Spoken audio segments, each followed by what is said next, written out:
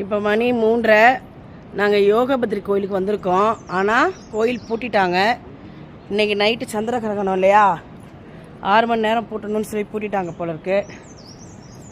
யோகபத்ரி பஞ்சபத்ரியில் இது 4வது பத்ரி. எங்களுக்கு அந்த இது இல்லை, பிராப்தம் இல்லை. வெறும் கோயிலை மட்டும்தான் தரிசிக்கிறோம். பெருமாளை தரிசிக்க முடியல, கோயில் பூட்டிட்டாங்க. யோகபத்ரி